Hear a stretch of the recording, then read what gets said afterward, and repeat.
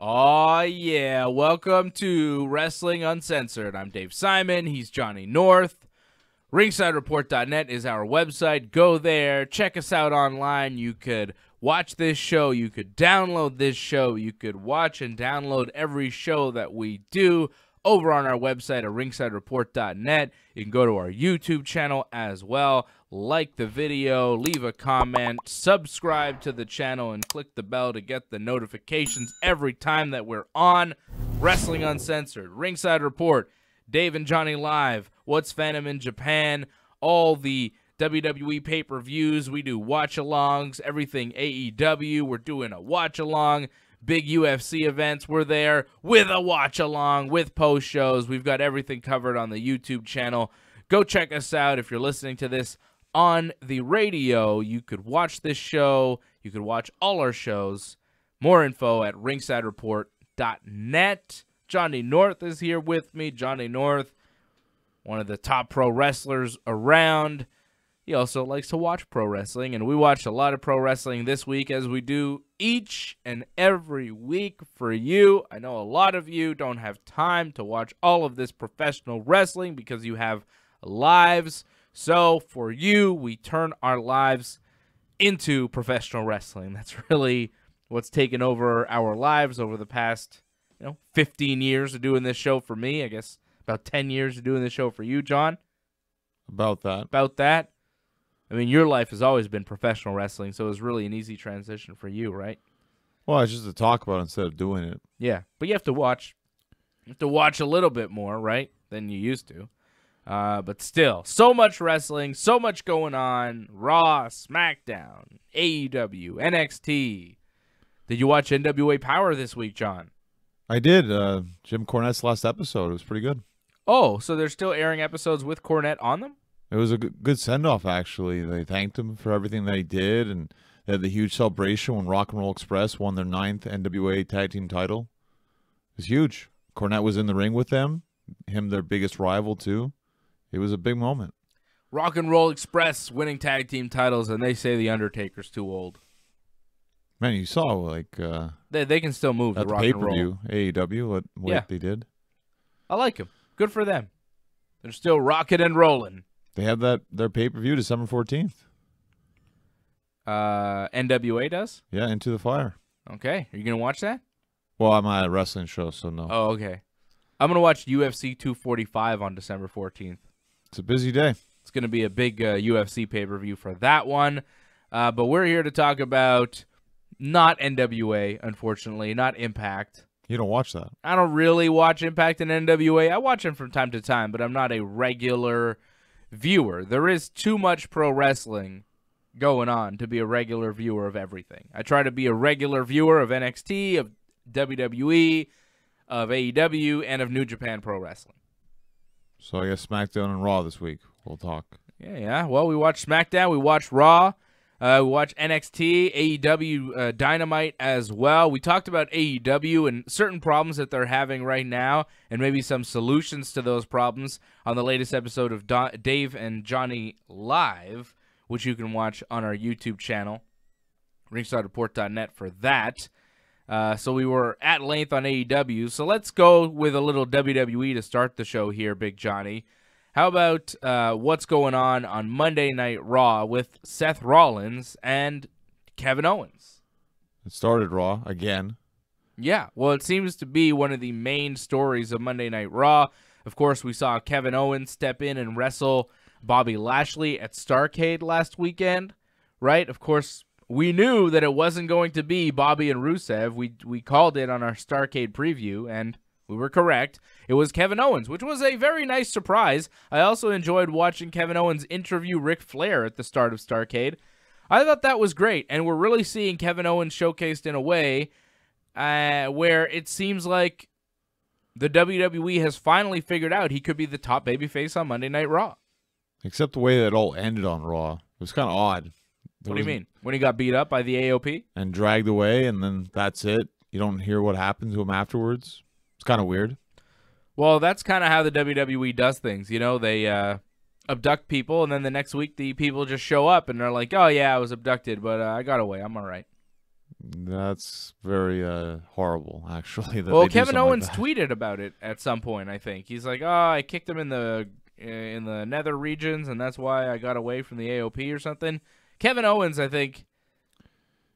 Saw the hole in this huge storyline. It's Yes. like, let me add this here so this makes sense at least. And I think he tweeted something. Talked to his cat a lot, I think, didn't he? Yeah, he tweets about his cat a lot. I don't know. Something happened. You should talk yeah, about. here we go. Not only did I escape. Here's Kevin Owens. Oh, wow. So Kevin Owens talking about his escape on Twitter. Not only did I escape, but being dragged out so quickly enabled me to catch a flight last night. Still in my gear. Surprised my wife by coming home early and drop off my kids at school this morning. So Razor and Akim, thanks. I'll see you two giant numbnuts next week. And there's Kevin Owens tweeting earlier, guys, I escaped. This is on December 2nd. When was Raw this week? December 2nd? I believe so. Yeah. So he tweeted, oh yeah, Raw was on Monday night. So he tweeted Monday night, like a few hours after, guys, I escaped. Well, I'm sure his fan base was worried. It's like, what the heck's going on here? Well, he had to explain it, right? The great Kevin Owens has to explain what's going on in the story because the WWE, you know, they don't do the job. But Kevin Owens is such a great professional wrestler that he realizes, oh, there's a problem here in the story. Let's fix the gap. Because it will be weird when I show up on Raw next week and I'm not, you know, abducted by the AOP. What did the AOP do to me? Oh, well, I explained on Twitter that I escaped. It's just a shame that his segment with Lana wasn't as good as it was at Starrcade. It was very good at Starrcade. He really made fun of Lana. Raw, it was bad. It was rough. It was bad because they talked over each other, and it was just like, oof, this is not good television. Yeah, so Seth Rollins does a promo. Kevin Owens shows up, and he's like, hey, Seth, last week the AOP, they attacked me, and you didn't do anything about it. Are you with the AOP? And Seth's like, no, I don't know what you're talking about. And then Kevin Owens like, Seth, I think you're talking bull stuff, bull crap. He didn't say that. He said the real word on Raw at like 8 p.m. I was shocked. It's terrible for the kids. Yeah, I was watching Raw with my son at 8 p.m. I was like, whoa, what? Take it easy, KO. You're a dad. What are you saying here? Can't say that on Monday Night Raw. I guess you can now. Well, it was appropriate because I feel like Seth is kind of full of that. So sure. So the AOP show up, and they want to challenge Seth and Kevin Owens to a match. But then Seth is like, okay, let's do it. And then Kevin Owens is like, yeah, I'm not doing this. This is all a setup to attack me. I'm not fooled by you and the AOP here, Seth Rollins. And then Seth's like, fine.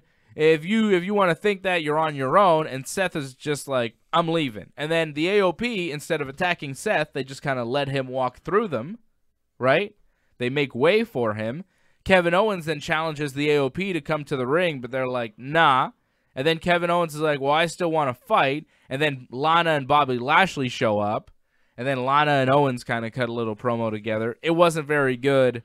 The Starrcade one was a lot better. And then Kevin Owens wrestles Bobby Lashley again, kind of a repeat of what happened at Starrcade. And then the AOP show up. Of course, they come back. And then they attack Kevin Owens, cause the disqualification in the match, and drag Kevin Owens backstage. And we didn't hear from him again. So, you know, had Kevin Owens not tweeted, you might believe that Kevin Owens was murdered by the AOP. I don't know. Captured in some way, being held hostage. I don't know. It's odd. I mean, if you're pushing Kevin and you don't explain like what happened to him, it makes it seem like it's not important, and it should be. Yes, the fact that they didn't follow up later on in the show, because this was the opening half hour of a 3-hour broadcast. They didn't follow up on it throughout Raw at any point, which does lead you to believe that it's not that important. You're right. Well, it's a shame because if they're trying to push Kevin as the number one face on Raw, which I feel like they're doing or trying to do, they did a bad job with just not explaining what's going on. If you're going to make Kevin Owens into the next big thing on Raw, you got to explain his story. I feel like there are elements of the WWE that want to make Kevin Owens into the next big thing on Raw, but there's pushback because it doesn't seem like they're fully behind it because of stuff like that. Who the heck came up with that pizza eater, candy eater line? That was terrible. What? Like, that was the insult that Lana said. You pizza eater, you candy eater. That was horrible. That was really bad. Like, they can't come up with good insults anymore because they're scared that people are going to be like, oh, we can't say that. Yeah. So they come up with this crap. It's not good. It's the horrendous. Lana on the microphone stuff has not been good. It's been awkward. And then, of course, it continued after AOP dragged out Kevin Owens. Lana and Lashley are interviewed again. They get more microphone time. Rusev shows up through the crowd. He attacks Bobby Lashley. There are 2 detectives that are there that were hired to protect Lana and Lashley. But because Rusev manages to attack Lashley, Lana gets mad, and she yells at the detectives. And then Lana continues to yell, and the detectives arrest Lashley for some reason. You know? I think he said something. Yeah, I don't know. He might have said something, but, you know, the optics of it is, you know, white woman yells at 2 police officers, 2 white cops. The 2 white cops arrest innocent black man for some reason. It's like, I didn't see it like that. Again, that's how I saw it. I was like, oh, America. So then Lana slaps the cop, and, of course, she gets the same treatment. She also gets arrested. It's like Lashley does nothing, gets arrested. Lana slaps the cop, same treatment, gets arrested. Poor Lashley. Charlie Caruso, who was doing the interview, she can't believe it. Her reaction was priceless, if you caught that on Raw. Ridiculous. So Lana and Lashley got arrested this week on Raw. I thought what was ridiculous was their mugshot photos. I don't know if you saw that. Yeah. No one takes mugshot photos like that. Like, no. They've done it before. And they were all filtered and everything. It was weird. Why would you do that? Like, clearly fake stuff. Like, it looks really bad. The Becky Lynch one was very similar. But that worked. People bought into that for some reason. I don't know why people are mad at this one, to be honest. Like, it's bad, but the Becky Lynch mugshot photo looked fake too. And that was filtered a bunch, you know? And no one said anything about that. They put it on T-shirts. People bought it. People ate it up because it was Becky Lynch. People are mad at Lana and Lashley, and they're going to nitpick on every little thing. Like, oh, these mugshot photos look like fake mugshot photos. Well, yeah, but so did the Becky Lynch one.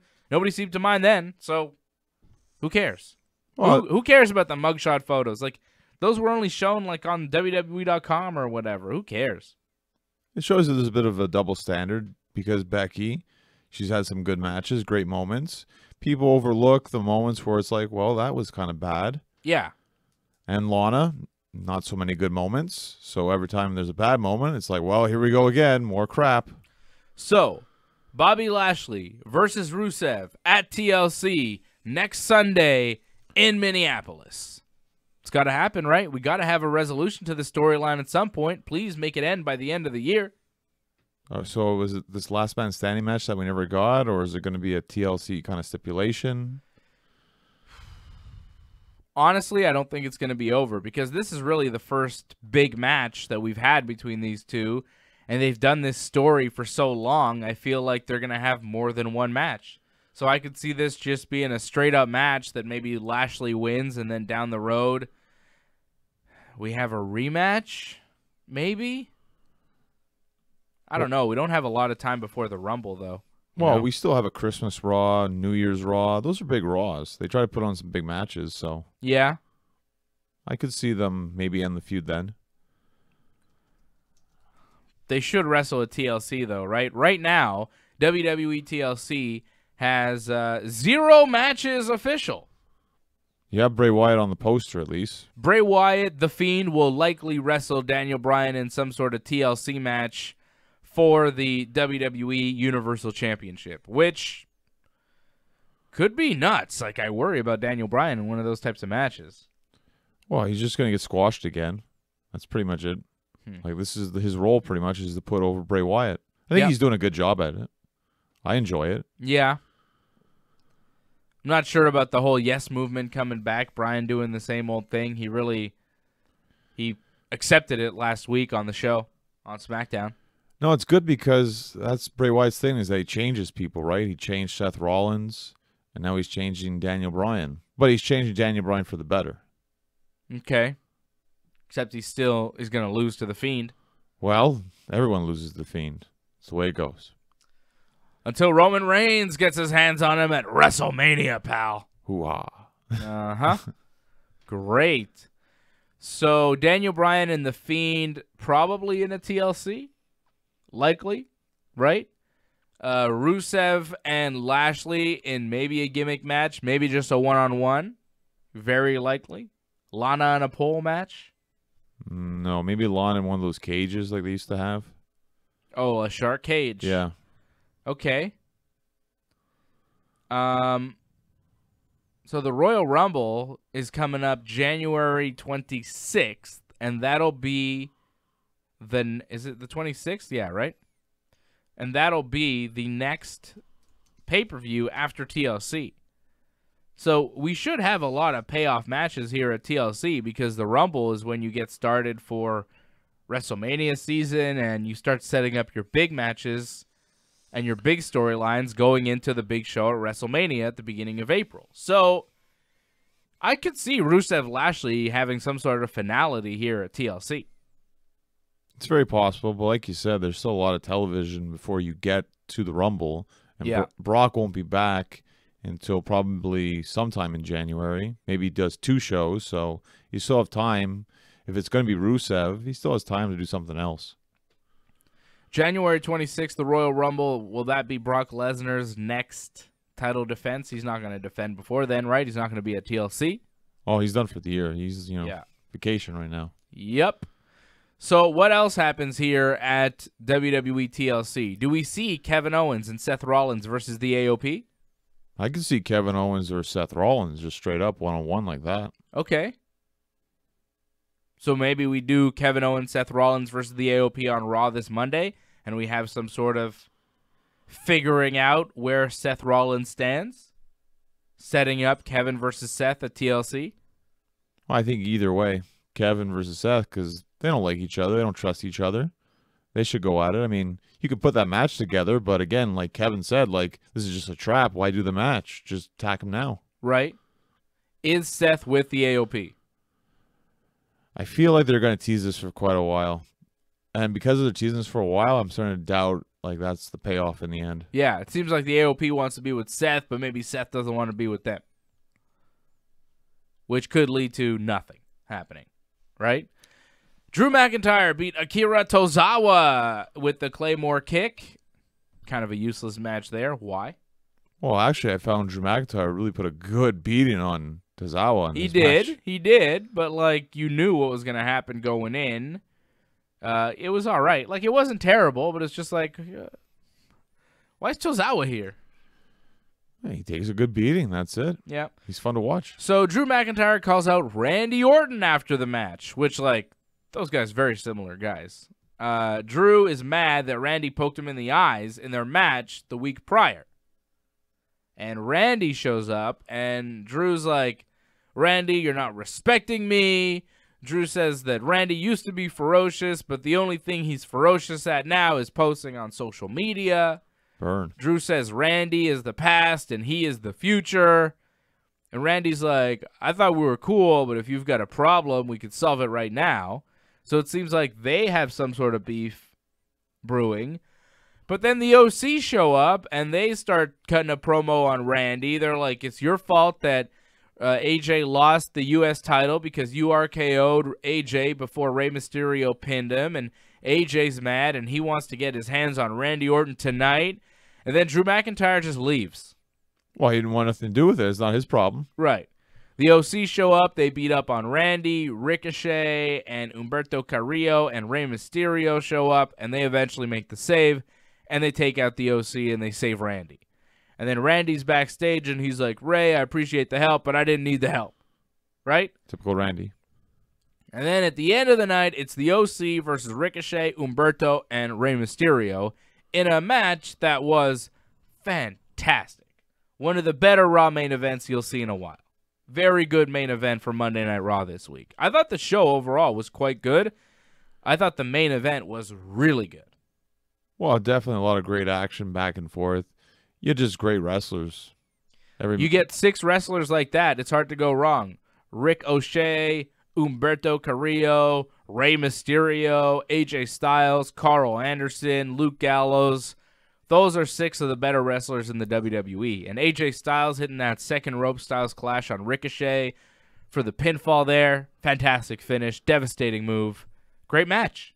And then Randy shows up, and it's an RKO on AJ for some reason.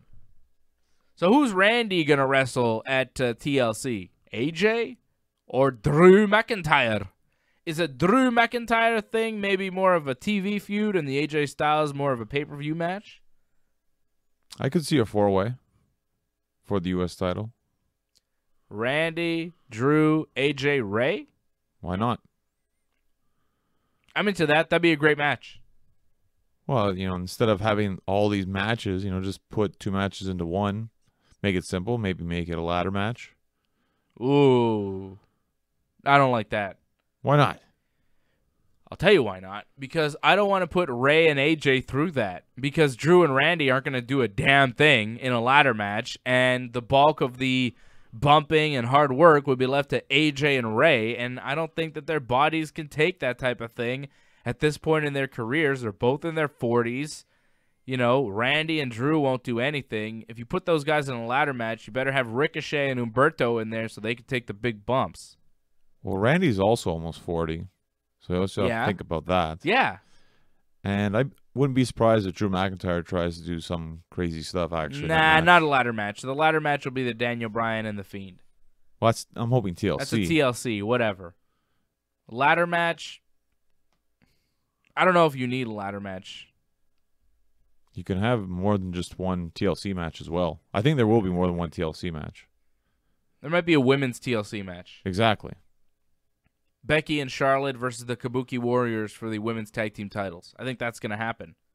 Charlotte wrestled the Kabuki Warriors by herself this week and almost won. Yeah, it was kind of awkward. I didn't like that. The Kabuki Warriors are supposed to be the tag team champions. They should have had way more offense in on Charlotte Flair. Charlotte Flair got way too much in on the Kabuki Warriors in that match. Who produced that thing? What's the plan there? That made no sense. Well, Charlotte should get beat down way more. Clearly someone who likes Charlotte a lot, likes the fact that she's a 10-time champion and respected that fact and made sure she was strong. And despite the fact that it's Charlotte, so she can almost win those situations. One of the most competitive handicap matches you will ever see. Yeah, it was kind of a little ridiculous. I thought Charlotte was going to win at one point. Like she was beating them up. 2-on-1, beating them up. Asuka and Kairi Sane. Oh, if they did that match again, I could see her easily win that match. It's Charlotte. Come on. So maybe with Becky, she wins. Maybe not. No, I don't think they're going to win. I think they're just building Asuka and Becky for the Rumble. The rematch, 1 year in the making. Is that what we're building towards? Slowly. Suddenly. Okay. I'm into that. I'm into Asuka versus Becky. That's a great match. I'm into elevating Asuka to the main championship level while she's still tag team champion. Well, she's not going to win this time around. It was surprising she won last time. She's not going to win. Right. This is just to get the win back for Becky. Exactly. Leading into what for WrestleMania for Becky Lynch? Shayna Baszler? Not Ronda? I mean, if you think about it, Rhea Ripley is pretty much the next up-and-coming one, but, I mean, she's also somewhat of a face, right? So it's kind of weird. And they already did Becky and Ripley, so I feel like it would be Shayna. Becky, Shayna, WrestleMania. One-on-one, yeah. Unfinished business from Survivor Series. Yeah. I'm into that. It's not as big as last year for Becky. It's not the main event. Doesn't main event the show, right? Doesn't close the show. Well, I think they lost it. When Survivor Series, it didn't pay off as the main event. They lost that WrestleMania spot. Right. Still a big match on the card, though. Oh, yeah. Definitely a main event match. They'll say it's one of the main events of the show. You think Shayna's still NXT champion by WrestleMania? I could see her lose to Ripley. Ripley's super over right now. Yeah. I don't know. I think if she loses to Ripley, the match with Becky means less. It's very possible. But I definitely think Shayna's probably going to win the Women's Rumble. That would set up a match with Becky. That would be good. I mean, who else would win the Women's Rumble? That's a tough one. I don't know. Besides, obviously, Charlotte. Obviously, Charlotte's a huge favorite, as always. She hasn't won one yet. Well, that's a huge thing, right? Yeah. They might just do Charlotte and Becky again. I think they'd actually put her on SmackDown and put her against Bayley. Charlotte Bayley. But do you really want to see that? But I think they would do that, actually, if Charlotte won the Rumble. It's better than Bayley and Lacey Evans. I suppose. What is that? It's something different. That's the best you can do for Bayley and Sasha. Like, Sasha came in red hot. Sasha Banks came in. She'd been gone for like a year. Nobody knew where she was. Nobody knew if she was going to come back. She comes back. She's got new hair. She's a top star. She's wrestling Becky Lynch. She's red hot. They move her to SmackDown, where Bayley, her best buddy, is the champion. And now, Sasha Banks is just a Bayley buddy. She's just there for Bayley. She came in, tons of momentum. Dead momentum. She's got none of it now. She's there, she's getting punched in the face by Lacey Evans. Her and Bayley can't even take out Lacey Evans. Well, they're trying to push Lacey. That's not good. Not a good look for the boss. Well, let's look at the boss. I hope she's getting paid. I really do. Of course. I mean, she brags about that. Yeah, she's talking about it a lot. I hope it's not just a gimmick. I hope she's really making a lot of money and it's worth it. Because creatively, it's not. Storyline-wise, like, if you were feeling, you saw that documentary they did on her. She was, like, depressed. She was feeling burnt out. She didn't want to wrestle anymore. I don't know if creatively you come back to this and you're all of a sudden refreshed and happy to be on the road. Well, you're with your friend. You're teaming together. You're doing the storyline together. That's what she was doing when she was burnt out. She was tag team champions with Bayley. And now she's basically doing the same thing, except she's not a champion and she's not really wrestling. She's just in Bayley's corner. She's been Sami Zayn'd. But she had big matches with Becky. She was the last great threat. That she did not win. Both times. That she did not win, and then she got moved out and is now out of the picture. She's Bayley's second in her feud with Lacey Evans. I mean, Bayley's not doing much on SmackDown either. Not much for her to do. This is why they're trying to build up a new feud with Lacey. They're trying to build up Lacey into a face as well, because this is kind of a new thing. Yeah, which is not working at all. You can't come in with Lacey Evans, who's relatively new to the WWE. She was a heel for the majority of her short career, about a year or a year and a half in, right? Roughly. And Bayley and Sasha are supposed to be the heels, but they're actually beloved by the wrestling fans. They're known. They've been in the company for several years. Bayley's beloved? They're the stars. Well, she's a star. Okay. Sasha's a star. Lacey's not a star of professional wrestling.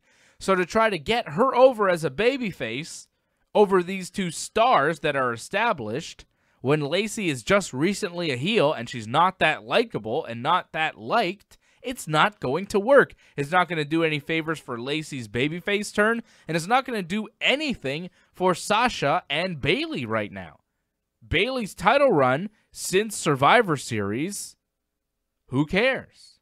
You go from this hot angle with Shayna and Becky to Lacey. Sasha goes to this hot angle feuding with all the brands. She's on a team. She's on a 5-on-5-on-5 tag team match of Survivor Series to now, now I'm just back to being Bayley's friend. Not good. Well, she's the last line of defense against Lacey, and that's huge that she's established, like you said.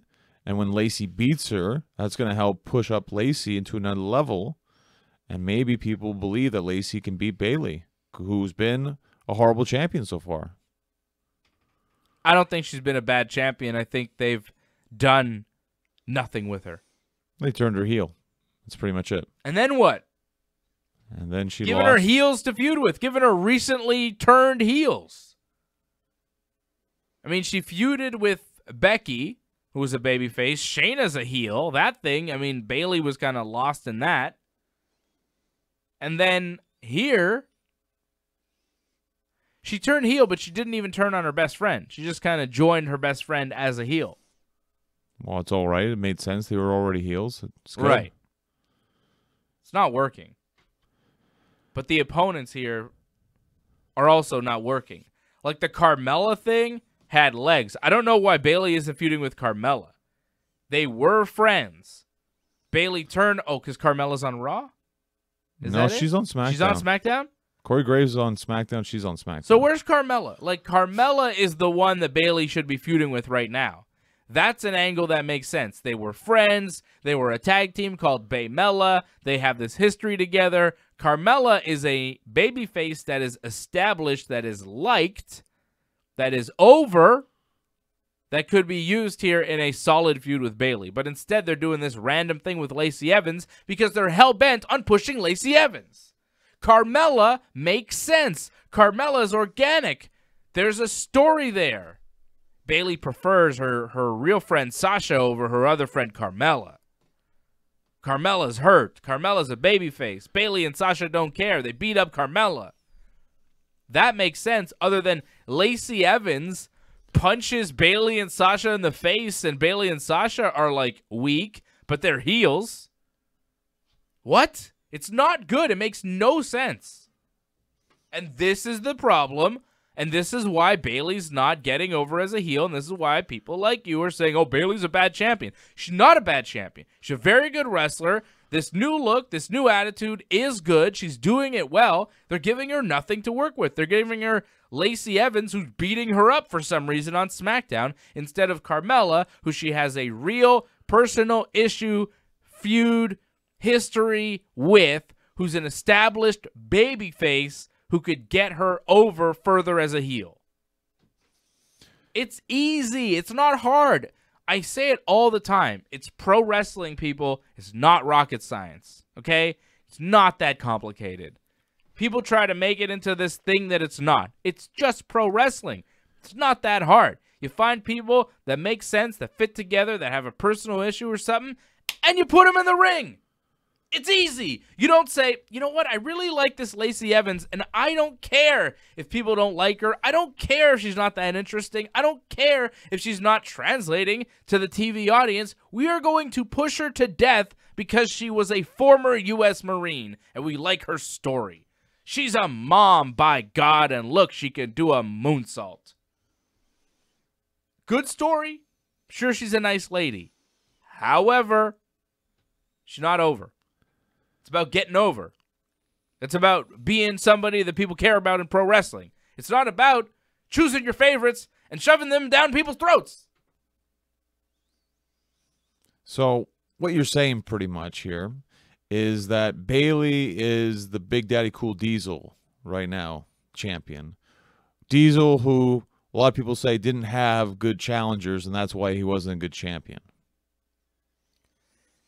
I guess if you want to.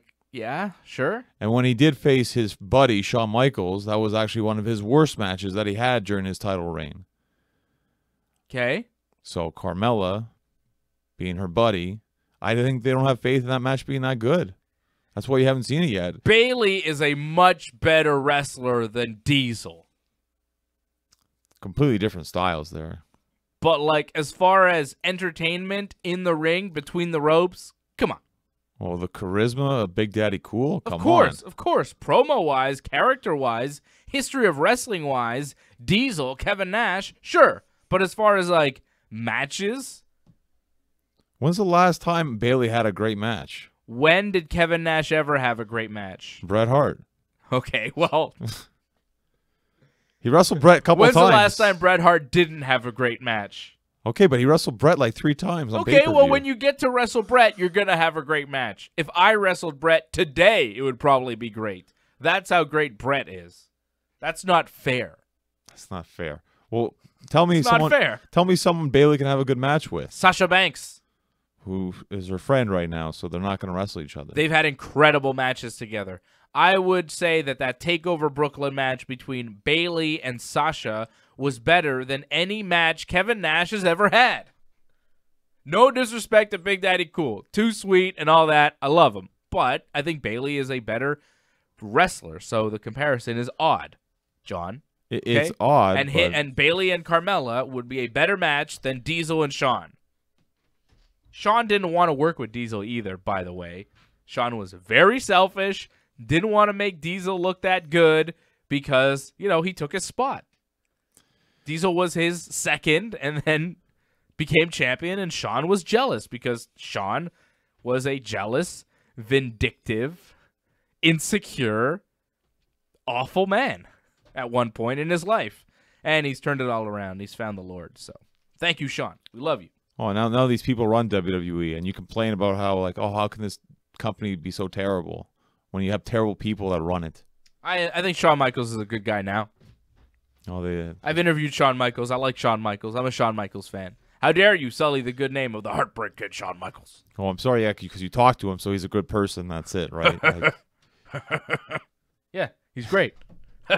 Well, oh, that Shawn Michaels laugh. He was horrible at Survivor Series. 1997, you're still holding on to something that he did to Bret Hart in 1997? I mean, this past Survivor Series, remember he was on the panel? Yeah. It's horrible. What did he say? He just gave out, the NXT, team, and he completely screwed that up. He wasn't supposed to reveal something? He got the reveal completely out of order. So what? It just looked bad. I don't care. So he's not a great broadcaster. You've got this hatred of Shawn Michaels that will never die. You really don't like Shawn Michaels. It's his own fault. It's his own fault. I think it's all on you, John. You could let it go. I was very angry at Shawn Michaels in the late 90s and early 2000s because of what he did to Bret, but I let it go. It's okay. Bret let it go. Kind of.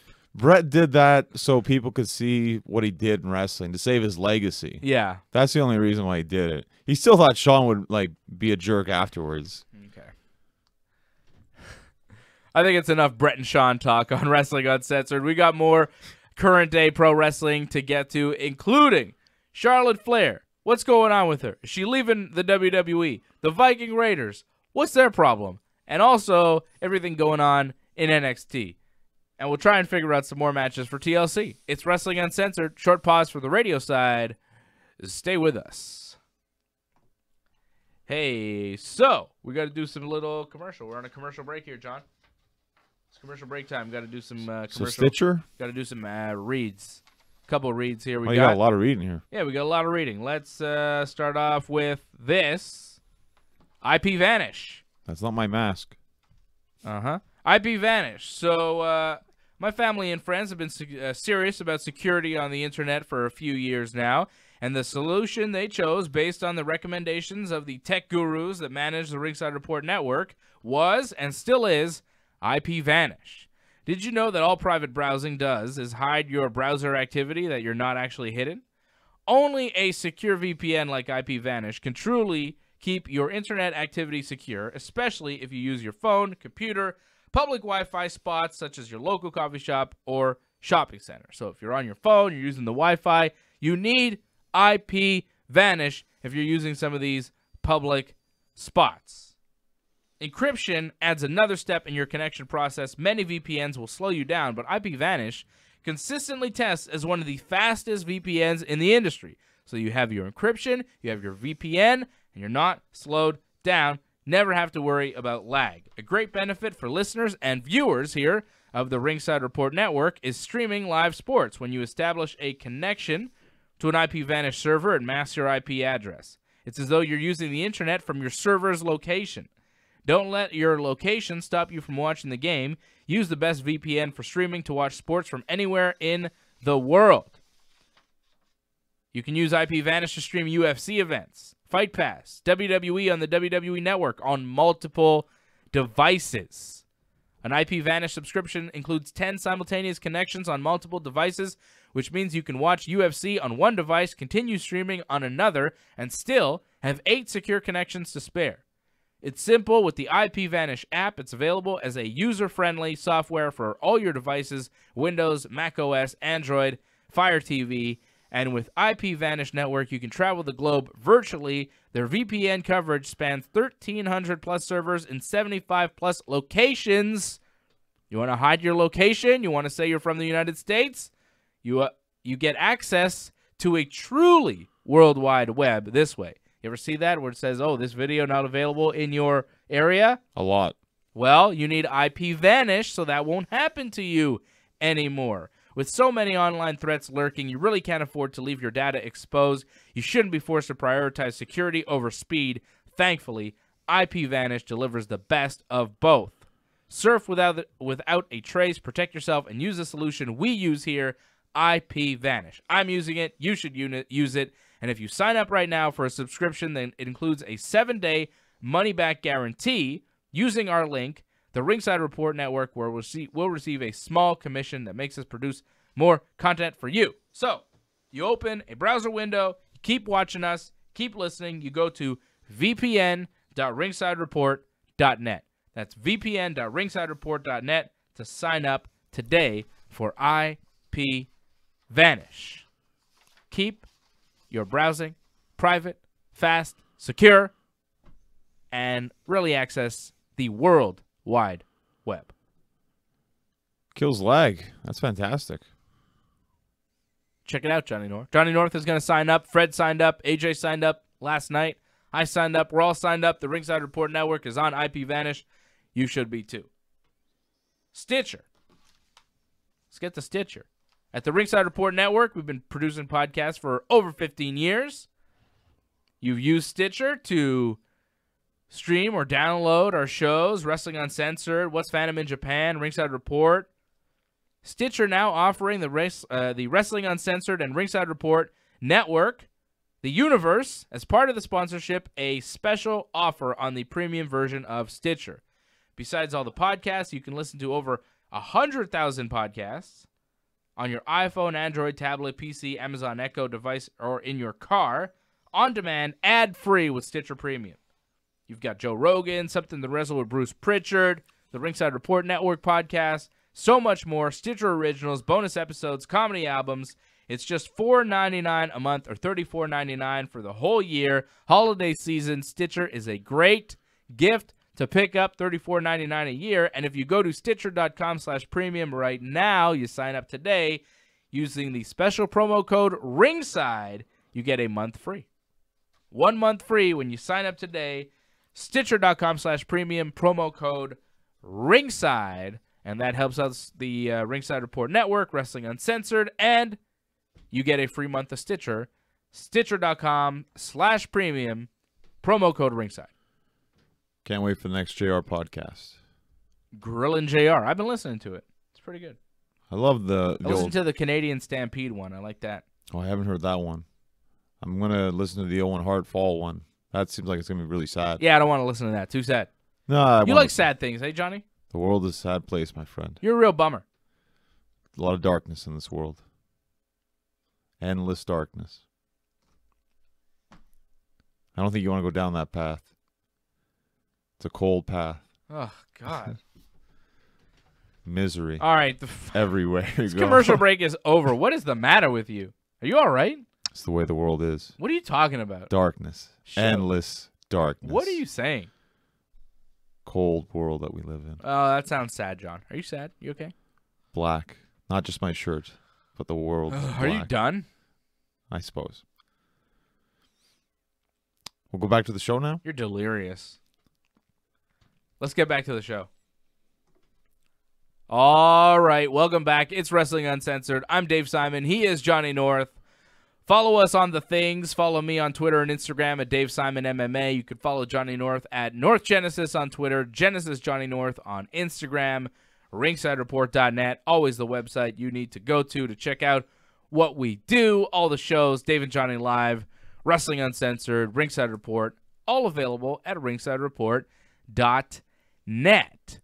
So, Charlotte Flair, it was revealed recently, trademarked a couple of names, including Ashley Flair and the Queen of Wrestling. People wondering, what does this mean? Well, if she ever goes to AEW, she has a name to use now. Planning for the future, perhaps? You never know. Ric Flair didn't plan ahead, and he lost the man, so now his daughter plans ahead. Do you think there's a chance that Charlotte leaves WWE? I think it's like a you never know, so just in case, I got this little backup plan. Unlike Cody, who's only Cody now, Charlotte can still be everything. She's just Ashley, her real name, and Flair. So that's good. Yeah.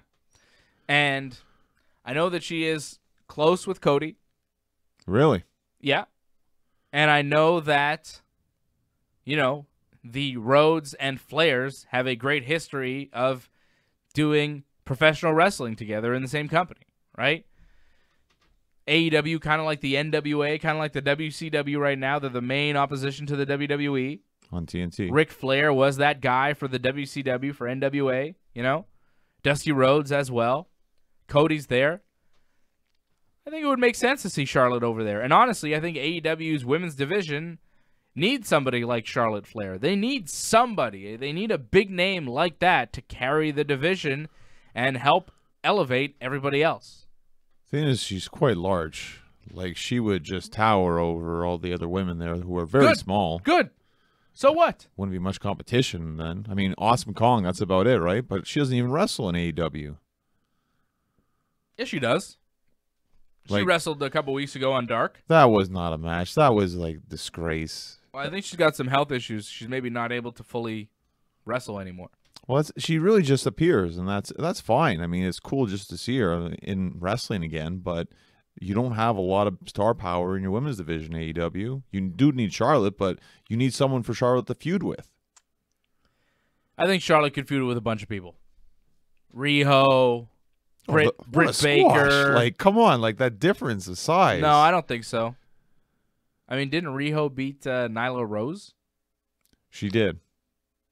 So, that was convincing. That was believable. A lot of shenanigans. Nyla Rose is bigger than Charlotte Flair. Did they not use weapons and everything? Whatever. You got to do what you got to do. To tell me that it's not believable for a smaller wrestler to beat a bigger wrestler is ridiculous. You've seen Rey Mysterio beat Big Show.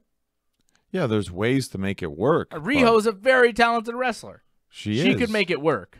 Charlotte's not exactly bad herself, though. Exactly. So she'd be able to make it work, too. You're not giving Charlotte enough credit here. No, I think I'm giving Charlotte all the credit in the world. I don't think I'm giving, like, Rio enough credit. I don't think Rio could, like, stand with Charlotte. Wrestling's a work, right? If you want it to make it look believable, both wrestlers have to be involved. Right. I don't think Rio could, like, lace up Charlotte's boots. Okay. Well, that's your opinion, John. So you don't think there's a point in Charlotte going to AEW because there's nobody for her to wrestle? So you'd rather see her wrestle Becky Lynch for the next 15 years? No, I would not want to see that. Okay. She's not wrestling next pay-per-view, right? We don't expect that? Oh, no. She'll be teaming with her against Asuka and Kairi Sane. In a TLC match. Probably. I think I'd rather see that. Yeah, maybe. Maybe. I don't know. I think it would be interesting to see Charlotte Flair in a different wrestling company. I think it would be interesting to see somebody major from the women's roster in the WWE move over to AEW because I think the AEW roster needs something like that. They do, desperately. I think they definitely need something for that women's roster. This week you had Nyla Rose beating Leva Bates for some reason. And then Nyla hit another power bomb on Leva Bates. And then Shanna tried to make the save. And then Nyla beat up on Shanna. And then powerbombed the referee through a table. And then powerbombed Shanna on the referee. Which, that was kind of a cool spot. Powerbombing the ref. But, the Nyla Rose and Shanna feud isn't really doing it. Well, the Brandy Rhodes stuff isn't really doing it. They started this on Dark. That's the problem. Like, the feud didn't start in Dynamite, so you only got a part of this. Plus, I don't know if everyone was paying attention because this was happening during the commercial break. And I don't know about you, like, yeah, cool, there's action, but I'm not completely paying attention to everything because I can't hear everything, so it takes away from the drama. Yeah. And you're doing this cool thing that's happening. It's like, okay, that's cool, but, like, in context of what? Yeah, it was during the commercial break where Nyla put the referee through the table. It's kind of in the picture-in-picture when they show you the when they go to commercial, you still see what's going on at AEW. And that's when they did the Britt Baker thing where Britt Baker was in the crowd looking shocked. And then if you were watching it on Fight TV, like the international viewers, they keep seeing what's happening. There's no commercials, right? Right. So they hear commentary.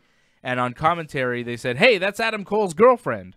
Because Britt Baker was in the crowd at NXT when Adam Cole went through a table, and then they showed Britt Baker. So AEW was kind of joking around, showing Britt Baker in the crowd there. I'm and liking now that's this. like apparently a meme, the Britt Baker challenge. People are just showing themselves doing the Britt Baker pose. Shocked. It's okay to mock each other. Your competition. Clearly competition. I mean, it's the number 1, 2 like social media trend, all across the world. You're clearly going against each other. You should mock each other. WCW and WWE did it. Yeah. No, I think it's fine. What did you think about that commercial they released? AEW saying, they crushed NXT, smashed NXT. They're showing like different people, giving quotes about AEW and how they're better than NXT, and they put that in the commercial, naming NXT in the commercial, which is not something the WWE would do, saying, NXT beats AEW. Like, they don't mention AEW. It's kind of a strange move. I didn't hate it, but some people are like, this is outrageous. Why would they do this so bad? You can acknowledge the fact that they're competition, and you can brag about the fact that, yeah, we won the ratings war for a couple of weeks. I guess the problem was the timing was they lost 2 weeks in a row, and it's like, oh, this came out now? So that kind of made it look bad. That's it. And, it was just critics saying that they preferred AEW over NXT, and they were bragging about that in their commercial. I don't think there's any problem with that. I think it's fine. They're clearly in competition, and that's what's going on there. How about what else is going on in AEW? You had the Bunny, the Blade, and the Butcher. They're going to team up. The Blade and the Butcher will team up to take on Cody and QT Marshall on Dynamite on Wednesday. And the Young Bucks are going to take on Proud and Powerful in a street fight. This week on AEW, it was the Young Bucks opening up the show, teaming with Goldust, or Dustin Rhodes, taking on Proud and Powerful and Sammy Guevara.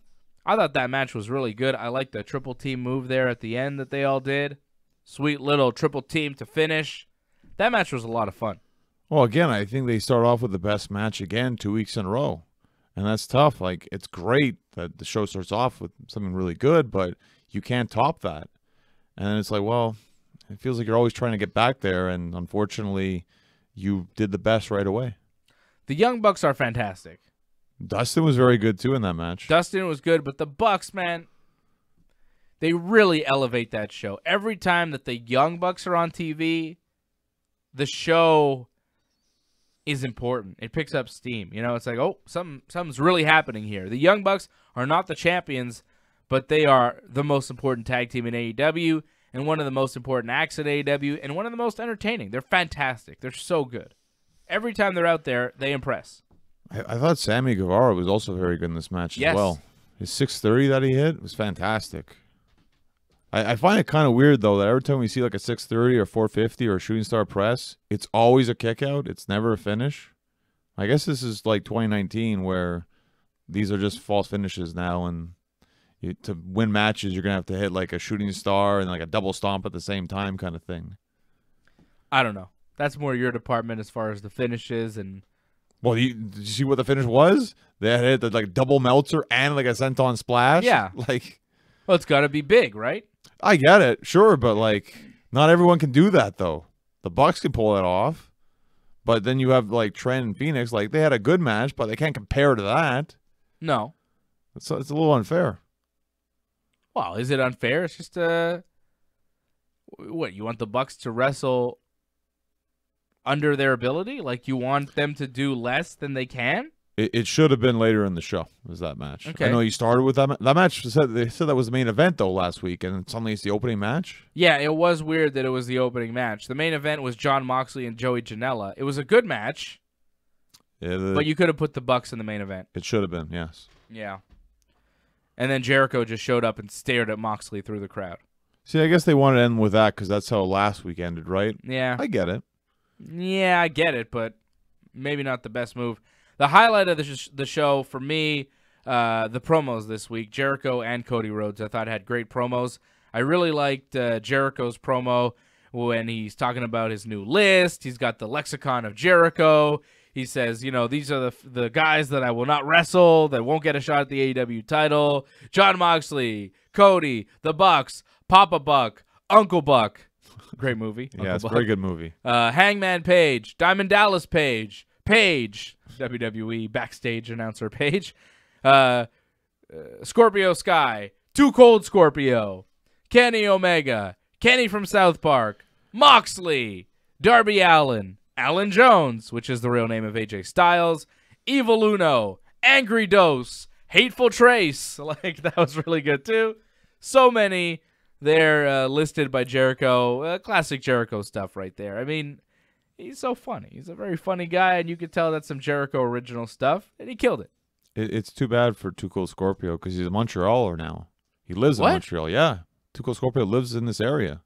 I think more in the East End, actually. Does he wrestle still? Yeah, he still wrestles. He's going to be wrestling, I think, on the same show as Jeremy Prophet very soon. Cool. Okay. Well, Too Cold Scorpio cannot wrestle Le Champion because he was on the Lexicon of Jericho, which, by the way, that's not what Lexicon means, but that's okay. Luchasaurus, Marco Stunt, and Jungle Boy showed up, and then Jericho says that dinosaurs and children were also on his list of people that are not allowed to wrestle him. And Luchasaurus says Marco may be small, but he's more man than Jericho will ever be. And then Jericho gets in Jungle Boy's face, and he says, you know, you're that Hollywood kid that everyone's pulling for, but I'm not pulling for you. I think you're a piece of... And he said it. Well, why not? Stevie 14. Yeah, but I loved it. That was such a... I'm not pulling for you. I think you're a piece of... I was like, whoa, Jericho. So good. Just the delivery of it. And then he says, Jungle Boy, you couldn't last 10 minutes with me. And then Jungle Boy says, I could. And then he slaps Jericho. And then they brawled a bit. And then Hager and Jericho, they kind of leave the ring. And sets up a two weeks, well, I guess a week and a half. You have Jericho versus Jungle Boy in the 18th in Corpus Christi, Texas, 1-on-1 in a non-title match. I thought that promo was great from Chris Jericho. Best part of the show this week. Well, when is it not the best part of the show? Jericho is always, like, week in, week out, the best part of AEW, I find. Unless there's, like, a killer match. There was a good match this week, but again, Jericho blew it away with his promo. It seems like anything he does or says is gold right now. He can't go wrong. Yeah, he's really in this weird zone where he's just perfect, and you want to watch Jericho. Everything he does is like, oh, I got to watch this. Even people that don't watch AEW every week, they watch the Jericho promo. But he is kind of recycling old stuff, though, at this point. He's pretty much doing the list. He's even doing the WCW list, the way he was kind of putting that together. It's kind of like the Festival of Friendship all over again a couple weeks ago. He's just, you know, doing it in AEW now. It's old stuff, but given a new spin. Yeah, like pretty much. Classic Jericho, but kind of, you know, which I think is great. Like, he's coming back, he's bringing out all the hits, but he's playing them a little bit differently. Remixed, I guess. Yeah, you could say that. It's a Jericho remix. Best of Jericho remix edition. It's good. Well, you also have Hager there, too. It's a different dynamic. Yeah. In a sense. And he's Le Champion. He's got a little bit of the bubbly. He's got things going on. He's got the inner circle. He's got his friendship with Sammy Guevara. Him and Guevara have fantastic chemistry together.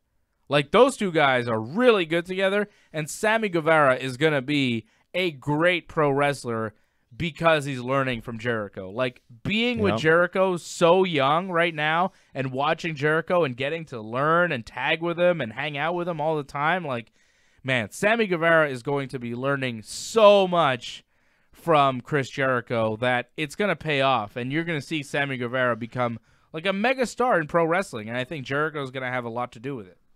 Speaking of Jericho's bubbly, have you tried to order that? Not yet, but I want to. I heard apparently it's difficult in Canada. There might be problems, yeah. You can't order it in Canada? I know someone who tried and they couldn't do it. I don't know. I haven't tried to order it, but I would like some. Maybe we can get some. We'll see. We'll see what we can do, John. Maybe for our Christmas edition, we'll have a little bit of the bubbly. So the Butcher and the Blade are coming up. What do you think's going to happen in that match? They'll beat Cody's tag team partner, right? QT? That's exactly what I think right away, and you think it too, so Pretty clearly easy. it's going to happen. Pretty easy one to figure out there. Back to the WWE here for a minute. Is that NASCAR guy still the 24/7 champion? Because he rolled up R-Truth, but I didn't really follow the story off TV. Kyle Busch, I think? Yeah. You know, he lost after Raw went off the air. To who? To R-Truth. Oh, okay. So everything's back to normal. So Truth is still the 24/7 champion? I think for the 23rd or 24th time now. Okay. Eric Rowan beat No Way Jose. Okay, yeah, sure, that happened. It wasn't anything special, but yeah. Eric Rowan has a cage that he's bringing to the ring, and he's also talking to the cage like it's his pet. And they're doing these little promos like, I love you. You're so... Like, what is that? That's terrible. We don't need to see that at all. It's not good TV. I'm starting to wonder if there's anything actually in the cage. I mean, he thinks there's just something in there kind of thing. Shouldn't it be a bunny? Because he was the guy wearing the bunny mask, right? It's a cage. It'd be a perfect cage for a bunny rabbit. I think it should be a rabbit. That'd be interesting. I mean, I don't know what else he's doing. What is the cage? Are we ever going to know what's in the cage? Or is this just like we never find out? There's always going to be that tarp over the cage. I think it might be something stupid like a hand. We've seen that before. Terrible payoff. Because I don't think they're really invested in this much. They want Rowan to be just a monster destroying people. He has something, but they don't really know what's about yet. And if they're forced into a situation where they have to reveal it, it's just going to be bad. They've never figured out what to do with Eric Rowan. They tried. They tried to do something, and then it just disappeared. They teamed him up with Luke Harper, and then they split them up. And Harper's going to be released, apparently. There's a report that the WWE is going to release some of the people that have been asking for their release. So Harper is one of them. He'll probably be gone and could show up in AEW next year. Do you want that? I mean, does he want that? I don't know. Or Impact or NWA or whatever. I mean, he's going to show up somewhere, right? He's going to keep wrestling. I mean, he's a very good wrestler that's been underutilized severely in WWE. It's a shame that he didn't reach higher levels. I don't know if he would fit in AEW, but, he's a talented wrestler. I'm sure they could use him. He stand out because he's huge, and they're not big in AEW. That's true. They need someone different. Yeah, he would be good in AEW. Will he show up there? I don't know. Eric Rowan, still in WWE, talking to a cage. The Viking Raiders beat guys named Mike Sterling and Mitchell Lyons, two jobbers, in a squash match. Like, for how many weeks now we've seen this? I don't know. A lot, actually. The Viking Raiders are in squash matches, otherwise known as enhancement matches, right? Exactly. And it's sad. This is to enhance the Viking Raiders, who are the Raw Tag Team Champions. Got to know their moves. Shouldn't they be enhanced already? They're the champions. They're the top team on the brand, and they're in enhancement matches. They're still being showcased like you don't know these guys. Well, it's really just a lack of tag teams on Raw, and they don't want them to plow through all the other tag teams right away. So that's why they just throw in these enhancement guys instead. So at least you know they're around, the tag team champions, but they haven't been everyone quite yet. It's ridiculous. It's unfortunately they have nothing else, so let's just throw this out there. Yeah. It's lazy. It's very lazy. It's very, very lazy. The tag team champions need enhancement. Like, Raw this week was not a terrible show, but it was pretty thin. Aleister Black beating Tony Nese. Andrade beating Eric Young. Eric Rowan beating No Way Jose. The Viking Raiders beating two jobbers. Like, there's a lot of nothing on this show. I think there was a lot of interesting moments, match-wise, except for the main event. Nothing really special. Right. Match-wise on NXT, it was a little bit better this week. I thought, I don't know, Matt Riddle, Cassius Ohno was fun. I didn't get to see NXT this week, Oh, unfortunately. okay. Well, Riddle beat Cassius Ohno. That was a decent match. Kushida beat Cameron Grimes. It was fun to see Kushida back. And Keith Lee, Dominic Dijakovic, and Tommaso Ciampa beating Adam Cole, Roderick Strong, and Kyle O'Reilly in the main event. I'm looking forward to NXT coming up this Wednesday when it'll be Keith Lee versus Tommaso Ciampa versus Finn Balor in a triple threat where the winner gets a title shot against Adam Cole on December 18th. That's a pretty sweet match. I definitely think Keith Lee's going to win that one and go on to face Adam Cole. They're pushing him like crazy right now, Keith Lee. Not Finn? The Finn-Adam Cole thing needs a resolution. Yeah, that's a good point. I mean, you can't go wrong either way, but... I think it's going to be Finn. I don't think Finn loses this match. Keith Lee's like super over right now. Is this Finn's first match back in NXT? No, he wrestled Riddle at the TakeOver, right? He also beat Ciampa, if I'm not mistaken. Right. Yeah. Finn is not lost. He Ciampa and Riddle, those are two of the top guys. doesn't have to lose to. Yeah, I think he wins this one. Okay. I think it'll be. I think they might make Finn the next champion. What's he there for if he's not there to be champion? Well, it's weird though. I mean, wasn't he a heel? And now he's like kind of in between. He's in between. He's just Finn. He's himself. I find Keith Lee's beloved by all, so you want that against the heel champion. I don't know. I think December 18th, it's a big show. You want a big rating. I think Finn Adam Cole is a bigger match than Keith Lee Adam Cole. Name value, yes. I think Keith Lee Adam Cole, you go in thinking Keith Lee's probably not going to win this. Finn Balor Adam Cole, you go in thinking title could change hands here. I don't know about that with Keith Lee, honestly. I could see them give him the NXT championship. The way things are going right now, I think the sky's the limit. If you're going to say Adam Cole's going to drop his title to Keith Lee or Finn Balor, who's more likely? Well, Finn Balor, Right. Yeah, of course. That's what I'm saying. It's a bigger match. It is. Finn Balor is the guy to wrestle Adam Cole. I think that's what they should do. Hopefully they do it. Hopefully that's the match we're talking about next week here on Wrestling Uncensored. Johnny North, you have some matches coming up. When? Where? Well, it'll be December 14th. It won't be wrestling. I'll be in the corner of Bjork because he'll be wrestling Dom Boulanger. 9001 Parkway Boulevard in Anjou. Bell time is 7:30 p.m. Torture Chamber. Tickets $15. All right, so check it out. Check him out on Twitter and Instagram at North Genesis on Twitter, Genesis Johnny North on Instagram. Follow me on all the things at Dave Simon MMA. RingsideReport.net is the website for all of our shows. Wrestling Uncensored, David Johnny Live, What's Phantom in Japan, Ringside Report, the MMA show. Everything available in podcast and video form at RingsideReport.net. Go to our YouTube channel, like the video, leave a comment, subscribe to the channel, click the bell when you subscribe so you get notifications every time that we're on. More info on our website at RingsideReport.net. Oh, and a quick note just before we wrap up. Sheamus is back. Sheamus cut a promo on SmackDown last week, so Sheamus is back on the blue brand. Good to see old Sheamus back in WWE TV. We're wondering, where Sheamus was last week on the show. And then, boom, he's back on SmackDown, so good to see Sheamus back. Kind of cut like a Drew McIntyre kind of promo where it's like, oh, everyone's weak. I'm going to destroy everyone. Yeah, it's not clear if he's a babyface or a heel because he cut promo on like everybody, right? Like heels and babyfaces.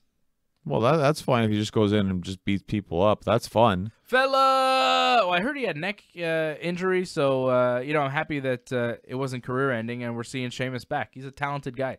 Guy's in the gym all the time. I can't wait to see how jacked he looks. This guy's a monster. Huge, muscular, just tall, jacked. Crazy how big that guy is. You see him in person, too. It's even more impressive. You're like, my goodness, he's what, like 6'5", 6'6"? Yeah, roughly, He's yeah. tall, man. Yeah. And, like, very muscular, very big, thick, jacked, strong. I've heard he's pretty rough in the ring, too. People don't like wrestling him. Well, you need opponents for The Fiend.